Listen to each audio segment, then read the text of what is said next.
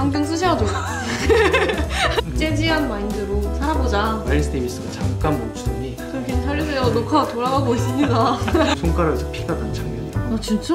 실수 아니야 실수 아니야. 아직 안 끝났어. 안녕하세요. 즐거운 연말 보내고 계시나요? 저희는 잘 지내고 있습니다.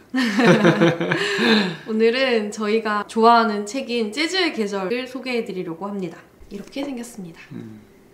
보시다시피 이 책이 빨간 사과가 그려 있어가지고 눈에 확 띄잖아요. 저희도 재즈를 좋아해가지고 이런 책이 있네? 나중에 읽어봐야겠다 하고 있었는데 친구 집에 있어가지고 빌려서 봤습니다. 근데 이 책을 빌려서 봤더니 하나 갖고 싶더라고요. 두고두고 읽으면서 그때그때 찾아보고 싶은 내용들이 많이 있어가지고 구매를 했고 그 책이 지금 여기에 있습니다. 저희 채널명이 재즈마인드인데 이렇게 이름을 지기까지 많은 회의가 있었잖아요. 그 중에서 가장 크게 영향을 미쳤던 책이 바로 재즈의 계절이라는 책입니다. 그래서 이 책을 소개해드릴까 합니다. 저희가 재즈를 좋아한다고는 하지만 잘 모르거든요. 맞아요. 째알못입니다. 재즈를 컨텐츠로 한번 해보고 싶은 마음은 있었어요. 채널명을 만들게 된 이야기도 알려드릴 겸 영상을 한번 찍어보고 싶긴 했는데 사실 이 재즈라는 게 되게 어렵잖아요. 계속 그냥 다음으로 미루자 맞아요. 하고만 있었죠. 뭔가 더 완성이 되고 더 많은 지식을 습득하고 이야기를 하는 게 맞지 않을까라는 생각이 들어서 조심스럽긴 하더라고요. 공부를 하면 할수록 너무 전문적으로 잘 아시는 기자 출신이나 조승현 씨나 김지윤 씨 같은 분들이 유튜브에 한 번씩 다루는 걸 보면은 그런 분들이 계시니까 굳이 우리까지 나서야 하나? 그런 생각을 갖고 있었습니다. 그렇지만 근데 재즈라는 게 음악을 전공하는 사람들만이 듣는 음악은 아니잖아요. 저희 같은 평범한 사람들도 재즈를 좋아할 수 있죠. 있죠. 좋아하긴 해요. 설명을 못할 뿐이지. 얼마 전에 이 재즈의 계절에 김민주 작가님이 인스타그램에서 5세 기념 이벤트를 하셨죠. 네. 이 재즈의 계절이라는 책을 저희도 되게 좋아하고 김민주 작가님이 직접 그 이벤트를 여신다는 걸 알고 나서는 진심으로 5세를 축하드리고 그동안 저희 인생이나 어떤 생각에 영향을 미친 것에 대해서 감사의 인사를 좀 간접적으로 드릴 수 있지 않을까? 그런 생각을 해가지고 인스타그램에 글을 올렸거든요. 근데 어떤 구독자분이 다음 영상 주제로 재즈 어떠시냐고 아이디어를 주셔가지고 이 책을 소개하면서 재즈에 대한 콘텐츠를 다루는 거는 괜찮겠다 라는 생각을 해서 이 영상을 찍게 된 겁니다.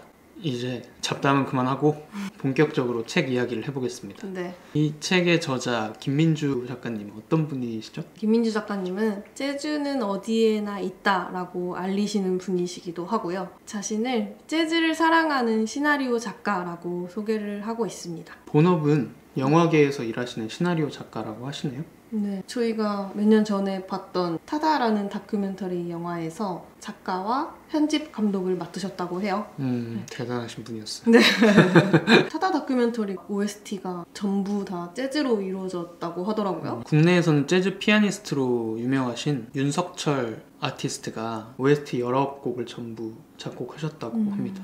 그리고 이렇게 전곡이 재즈로 이루어진 영화는 세계적으로도 굉장히 희귀하다고 하네요. 그래서 그런지 여러 가지로 기억이 많이 남는 다큐 영화였던 것 같아요. 이 책의 목차는 좀 독특합니다. 보시면 1월부터 12월로 각 챕터가 구성이 되는데요. 1월은 프롤로그, 마지막 달인 12월은 에필로그로 구성이 되어 있어서 온전히 작가의 이야기를 담았고요. 나머지 달인 2월부터 11월은 영화 이야기 한 편과 창작자 이야기 한 편으로 구성이 됩니다. 그리고 저는 각 챕터가 시작될 때 유명한 재즈 뮤지션들의 명언들이 등장을 하거든요. 근데 그것만 봐도 되게 좋은 얘기들이 많이 써 있어가지고 몇 구절만 읽어볼까요? 1월 삶은 재즈와 비슷하다. 즉흥적일 때 가장 좋다. 조지 거슈인. 2월 만약 실수를 하고 있지 않다면 그게 실수다. 마일스 데이비스예요. 그리고 4월에 재즈는 단지 음악이 아니라 삶의 방식이자 존재하는 방식이자 사고방식이다.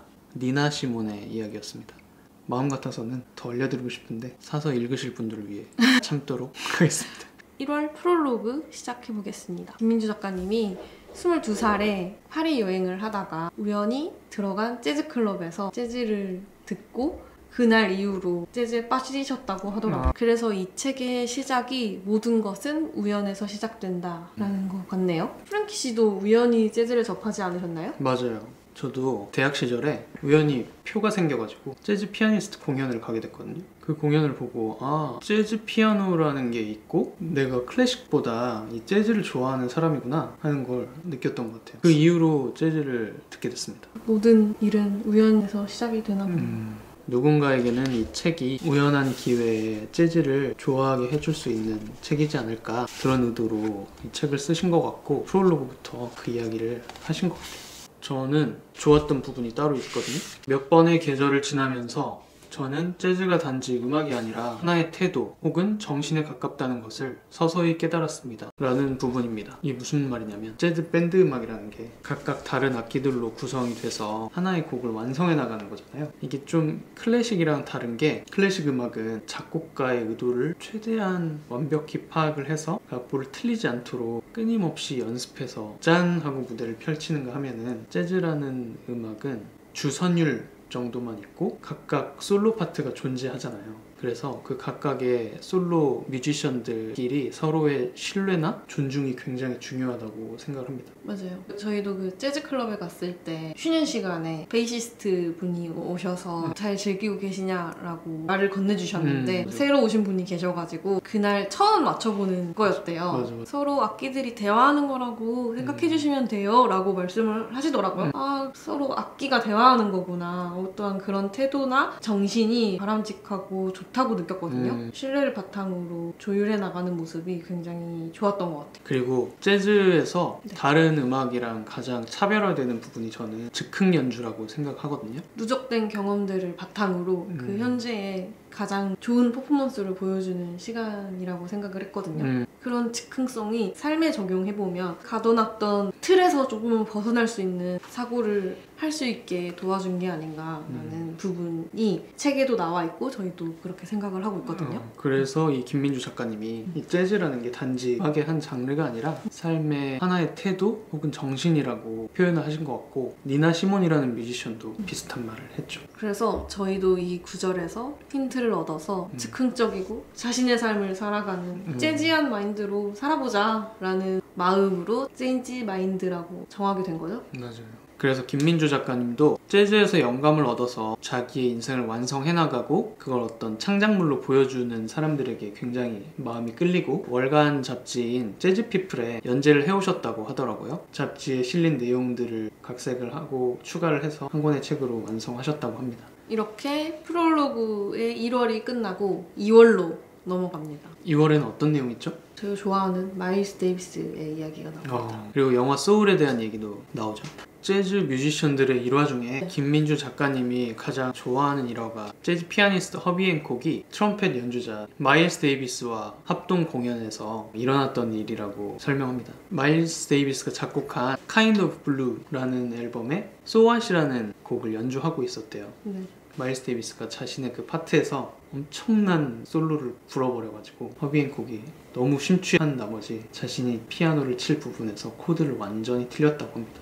그 당시에 마일스 데이비스는 유명하고 이름이 있는 뮤지션이었고 허비 앤콕은 어린 나이의 피아니스트였는데 그 거장 앞에서 결정적인 실수를 하고 완전히 패닉에 빠져 있었대요. 근데 그때 마일스 데이비스가 잠깐 멈추더니 틀린 코드에 맞는 음을 바로 연주를 하면서 틀린 게 아니게 옳게 만들었다고 하더라고요. 이 일화를 통해서 허비 앤콕은 마일스 데이비스가 그때 당시에 자신의 실수로 받아들이지 않았던 거다라는 걸 깨달았다고 해요. 이미 그 사건은 일어난 거고 연주의 책임자였던 마일스 데이비스는 그걸 옳게 만드는 고민을 했을 뿐이다, 이런 얘기를 그 인터뷰에서 하고 있었어요. 저도 이 일화를 듣고 좀 바뀐 점이 있거든요. 내가 스스로 실수를 했거나 또는 타인이 실수를 하는 모습을 봤을 때 좀 화를 내기보다는 마일스 데이비스처럼 나도 이 실수가 아닌 것처럼 행동할 수 있지 않을까라는 생각을 하게 됐어요. 직접적으로 저한테도 영향을 줬던 재밌는 일화였습니다. 요즘에 실수하잖아요, 우리가. 그리고 실수 아니야 하면서 아직 안 끝났어. 서로 응원해주는 그런 게 생겼죠. 이런 태도와 생각이 네. 재즈하다고 저희는 생각을 하고 있거든요. 그래서 이 재즈 음악, 재즈 관련된 책을 보면서 이런 태도와 마인드를 많이 배우고 있는 것 같아요. 맞아요. 그래서 또 음악을 듣다 보면 그런 것들도 느껴지고 재즈 아티스트들의 마인드나 삶의 방식을 보면 닮고 싶고 그래서 더 재즈를 매력적으로 느끼는 것 같아요. 계속 좋아하고 싶습니다. 허비 앤콕과 마일스 데이비스의 일화가 저희뿐만 아니라 유명인에게도 영향을 미쳤더라고요. 이게 누구냐면 소개해 주시죠. 픽사에서 활동하는 피트 닥터라는 감독인데 애니메이션 영화 소울 아시죠? 네. 그 감독이 인사이드 아웃을 엄청 흥행시키고 차기작을 고민을 하고 있었대요. 그때 이 일화를 알게 되고 다음 영화의 주인공은 흑인 피아니스트로 한다. 허비 앤콕이 흑인 피아니스트잖아요. 맞아요. 그렇게 주인공의 캐릭터와 직업을 정하게 됐고 픽사 역사상 최초로 흑인이 주인공을 하게 됐다고 합니다. 소울 영화를 보면은 재즈가 담겨있는 부분들이 있어서 좀 흥미롭게 볼 수 있습니다. 맞아요. 예를 들어 하프노트라는 재즈 맞아요. 클럽이 있거든요. 그 재즈 클럽의 모양을 보면 빌리지 뱅가드라는 뉴욕의 재즈 클럽이랑 블루노트를 합쳐놓은 모양을 가지고 있거든요. 그런 것들을 저희도 처음에 봤을 때는 몰랐는데 이 책을 통해서 소울이 이런 영화였어 하고 다시 보니까 이게 보이더라고요. 그 음악들이 재즈였고 재즈를 좋아하는 감독님이 만들어냈구나라는 걸 알고만 봐도 또 다르게 볼 수 있어서 흥미로웠던 것 같아요. 맞아요. 그리고 그게 이 책의 매력입니다. 이 영화 시나리오 작가셔서 그런지 맞아요. 영화 이야기를 엄청 깊게 해주시고 이런 얘기는 사실 어디서 못 듣거든요. 재즈도 좋아하고 영화도 좋아하는 저 입장에서는 엄청난 책입니다. 애플이 진행했던 Think Different라는 광고에서도 마일스 데이비스가 등장합니다. 그 마일스 데이비스 포스터를 친구 집에서 봤거든요. 맞아요. 제 친구도 책을 보고 멋있어서 샀다고 하더라고요. 이런 식으로 완전 흑백 사진에다가 무지개색 애플 로고 오른쪽에 작게 있고 Think Different 이 글자만 딱 써 있어가지고 되게 인상적이죠. 다르게 생각하라는 이 광고 캠페인이 역사적으로도 가장 위대했던 광고로 일컬어진다고 하더라고요. 애플에서 쫓겨났던 스티브 잡스가 다시 돌아오던 해 1997년에 이 광고가 집행됐기도 했고 그 뒤로 또 애플이 엄청난 급성장을 해서 경영 정상화를 이뤘다고 해요. 그래서 더 이 광고가 세계적으로 인정을 받고 있다고 합니다. Think Different 광고에 수많은 혁신적인 위대한 분들이 등장을 하는데 연주자는 마일스 데이비스가 유일했다고 합니다. 맞아요. 뭐가 그렇게 대단해서 유일한 연주자로 이 광고에 등장을 했는지 이 책에도 나오거든요. 재즈가 변하지 않고 침체기를 맞고 있다라는 순간에 등장을 해서 판도를 바꾼 경험이 여러 차례 있다고 하더라고요. 5번 정도 있었다고 하던데요. 그래서 마일스 데이비스를 역사상 가장 위대한 재즈 아티스트로 뽑는 것 같아요. 그 중에 네. 가장 유명했던 일화가 있습니다. 찰리 파커, 셀로니어스 몽크, 소니 롤린스 이런 사람들이 완전 주름을 잡던 하드밥 재즈 장르가 성행했던 시기에 갑자기 마일스 데이비스가 쿨 재즈라는 걸 들고 나타난 거예요. 그동안은 쿨 재즈라는 단어 자체가 없었대요. 앨범 제목을 쿨의 탄생, Burst of the Cool 이라는 앨범을 딱 들고 나온 이후로부터는 유행의 판도가 쿨 재즈로 확 넘어갔다고 하더라고요. 이전에 재즈는 핫 재즈라고 불릴 만큼 올드한 재즈로 여겨졌다고 하더라고요. 근데 진짜 신기한 거는 이 마일스 데이비스가 진짜 좋아했던 장르는 정통 재즈 발라드 장르였다고 해요. 발라드 장르를 너무 좋아한 나머지 계속 좋아하는 거에만 안주하고 있다가는 내가 발전할 수 없다 하면서 어느 순간에는 발라드 재즈를 그만뒀다고 합니다. 현실에 안주하지 않고 계속 혁신적으로 새로운 것을 탐구하신 결과네요. 인간 재즈라고 할 수 있죠. 안경 쓰셔야죠. 정신 차리세요. 녹화 돌아가고 있습니다. 혁신적으로 한번 해보려고 하다가 실패했습니다. 다음은 3월로 넘어가겠습니다. 드디어 봄이 왔네요. 봄에는 어떤 이야기를 하셨냐면 저희가 좋아하는 디터람스 이야기를 다룹니다. 브라운이 전기 면도기만 생산한 지 꽤 오래되었지만 아직까지도 레코드 플레이어나 계산기, 시계 같은 제품들을 사용하는 사람들이 많습니다. 브라운의 이러한 명성의 이면에는 상징과도 같은 디자이너 디터람스가 있습니다. 디터람스에 대해서 소개 간단히 해주시죠. 디터람스는 1955년부터 97년까지 42년간 브라운사에서 일한 수석 디자이너라고 합니다. 애플의 수석 디자이너 조나던 아이브 씨 그의 말에 따르면 디터람스는 나의 영감의 원천이자 영원한 나의 롤모델이다 라고 밝힌 바 있죠. 후카사와 나오토라는 분이 있는데 이분이 누구냐면 무인양품, 플러스 마이너스 제로 그리고 마루니에서 일했던 유명한 디자이너거든요. 근데 이분이 브라운사의 T3 라디오를 보고 이보다 더 완벽한 디자인은 없고 디자인의 모든 것이 이 제품에 포함되어 있다 라고 극찬을 했던 내용이 디터럼스 넷플릭스 다큐멘터리에 소개된 내용이 있었습니다. 저희도 무인양품과 애플 제품을 좋아하잖아요. 무인양품과 애플 그 줄기를 따라 올라가다 보면 결국에는 브라운의 디자이너 디터럼스가 있다라고 책에 나오죠. 네. 디터럼스도 재즈의 영향을 굉장히 많이 받았다고 해요. 브라운의 초창기 시절에 본사가 프랑크푸르트에 있었다고 해요. 근데 1950년대에 프랑크푸르트는 재즈 씬의 중심지였다고 해요. 그래서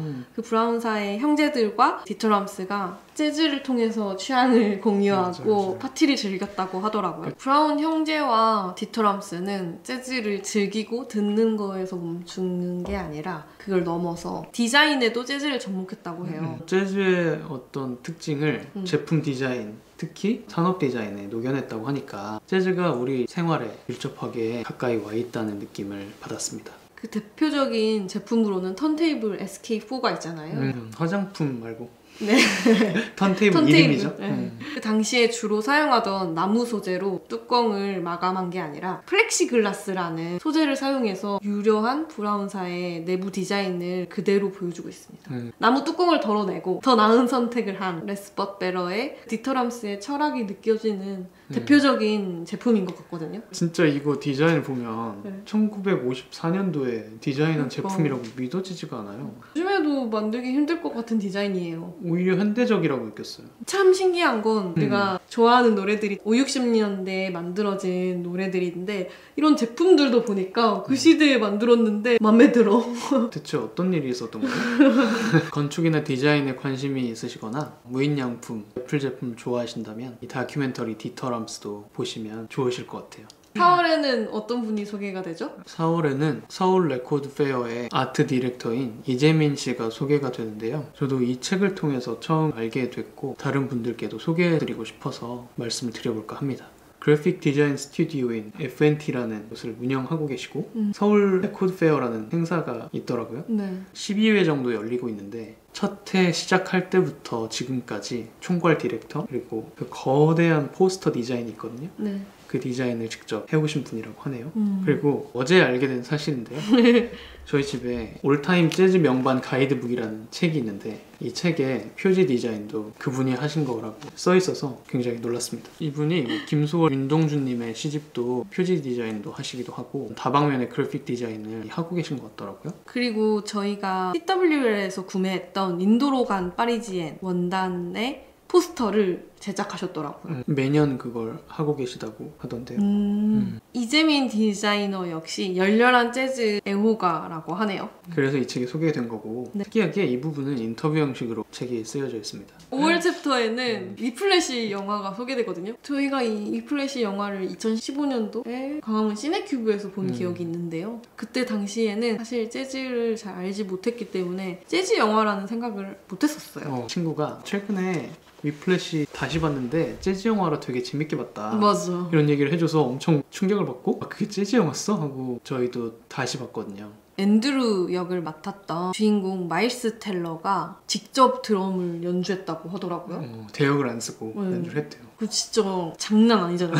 손에서 피가 나게 드럼을 치거든요. 근데 그걸 진짜 잘 표현했었는데 그게 직접 치신 거라고 하니까 놀랐어요. 피나는 장면의 일부는 실제로 배우 손가락에서 피가 난 장면이라고 합니다. 아 진짜?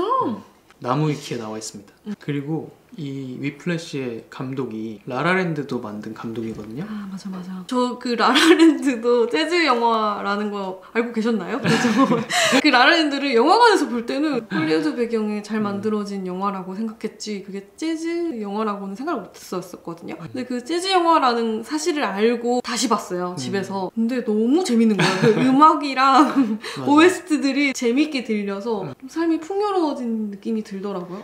알고 보면 더 재밌는 재즈. 재즈의 계절을 읽고 영화를 보시면 더 영화를 재밌게 볼 수 있다. 이제 바로 7월로 넘어가 볼까요? 네. 여름이 왔습니다. 7월에는 어떤 아티스트가 나오나요? 사진작가 모리야마 다이도가 나옵니다. 그 일본분. 이 모리야마 다이도는 1938년생이세요. 고향인 일본 가나가와현 남부에 주둔하던 그 미군들의 문화를 통해서 재즈를 접하셨다고 해요. 그때 그리고 재즈에 완전히 빠지셨다고 하더라고요.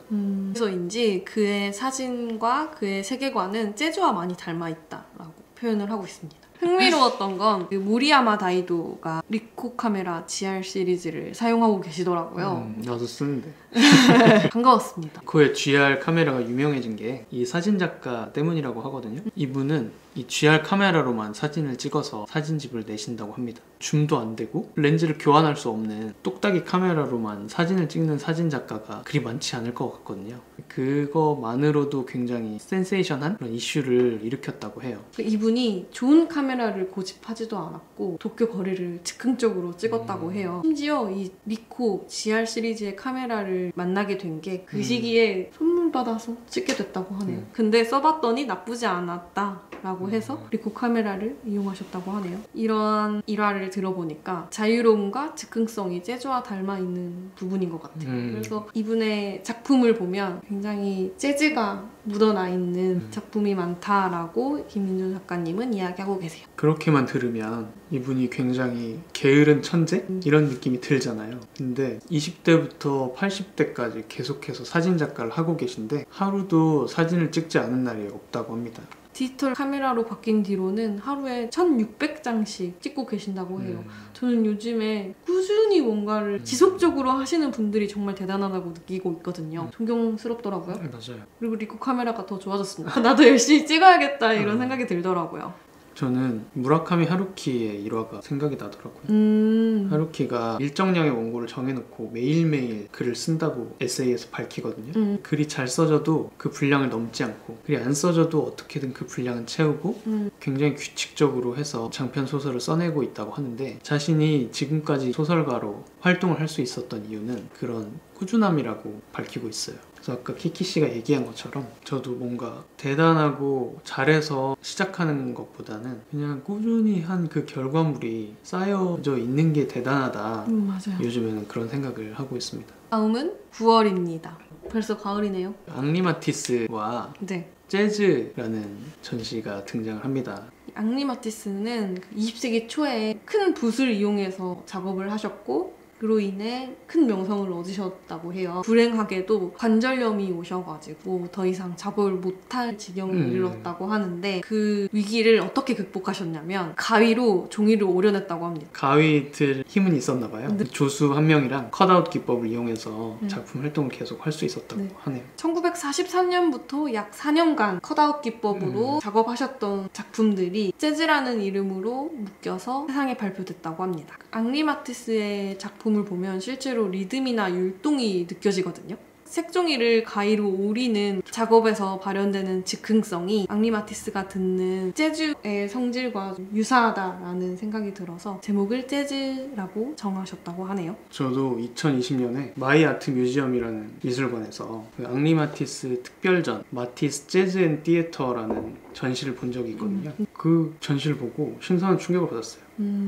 이 백발의 노인이 휠체어에 앉아가지고 가위로 색종이를 오렸는데 이렇게 멋진 작품을 만들어냈다고? 포기하지 않는 그 정신을 좀 눈으로 보고 와가지고 그 뒤로 앙리마티스를 되게 좋아하게 됐고 저희 집에도 포스터가 2장이나 있습니다. 그래서 더 신나게 이 부분을 읽었던 기억이 있습니다. 이제 12월로 바로 넘어가시죠. 네, 12월은 에필로그 부분입니다. 이 부분의 주된 내용은 뭐냐면 누구에게나 재즈의 계절은 찾아온다 라는 말로 에필로그가 시작이 되는데요. 김민주 작가도 프롤로그에서 밝혔듯이 우연히 재즈를 만났고 평생 지금까지 좋아해왔다고 했잖아요. 에필로그 부분에서는 그 기회가 누구에게나 온다라고 말씀을 하고 있습니다. 15년 정도 재즈를 들어왔고 재즈피플이라는 월간 잡지에 재즈 관련 내용들을 기고했음에도 불구하고 여전히 재즈가 어렵다고 생각한대요. 단순하지 않고 들어도 잘 모르겠다고 하더라고요.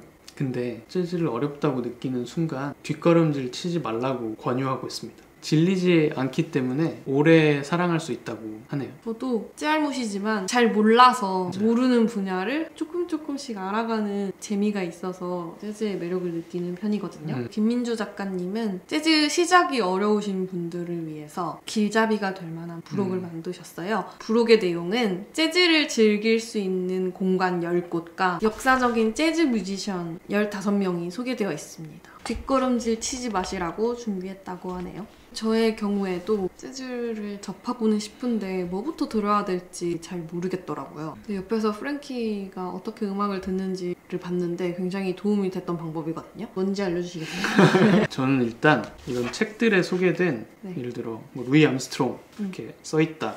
그러면 애플 뮤직이나 뭐 지니, 지니, 멜론 멜론 그런 곳에 루이 암스트롱을 검색을 합니다. 그러면 친절하게 그 명곡들을 또 모아놓은 앨범이 있어요. 그런 거를 일단 듣습니다. 그 중에 되게 마음에 드는 곡이 한두 곡 있거든요. 그 앨범을 타고 들어갑니다. 그 곡이 들어있는 앨범을 드디어 만나는 거죠. 그리고 그 앨범에는 비슷한 느낌의 곡들이 많이 있기 때문에 굉장히 내 마음에 들 가능성이 크거든요. 그 앨범을 반복해서 듣는 편이에요. 순서를 외울 정도로 반복해서 듣습니다. 좀 질릴 때까지 듣는 편인데 그 이유가 그렇게 듣고 나면 한 권의 책이나 한 편의 영화를 봤다는 느낌이 들거든요. 하나의 앨범을 처음부터 끝까지 들으면 이 순서를 고민했을 아티스트나 제작하는 사람의 고민도 느껴지고 서사가 있다 보니까 마지막 곡이 끝날 때쯤에는 좀 여운이 남고 이런 느낌까지 받더라고요. 그래서 그렇게 앨범 하나를 듣다 보면은 이 아티스트가 참 나랑 잘 맞고 내가 좋아한다 라는 생각을 갖게 되고 다른 앨범을 또 찾아보게 되더라고요. 그런 식으로 횡적으로 확장을 하는 편이에요. 그래서 저도 그렇게 많은 아티스트랑 그렇게 많은 앨범을 알고 있지는 못하고 이런 책들 보면 굉장히 많은 앨범들을 추천을 해줘요. 여기에서 좀 들어보고 괜찮은 앨범이다 싶으면 반복해서 듣고 있습니다. 저는 카페나 식당에 갔을 때 재즈가 흘러나오잖아요. 음악 검색을 해보고 그 음악이 좋았으면 앨범을 찾아보는 경우도 있거든요. 맞아. 우연히 만난 재즈도 좋더라고요. 맞아요. 그러면 긴 이야기 들어주셔서 감사하고요. 재즈의 계절 책 이야기는 여기서 마무리하도록 하겠습니다. 시청해주셔서 감사합니다. 감사합니다.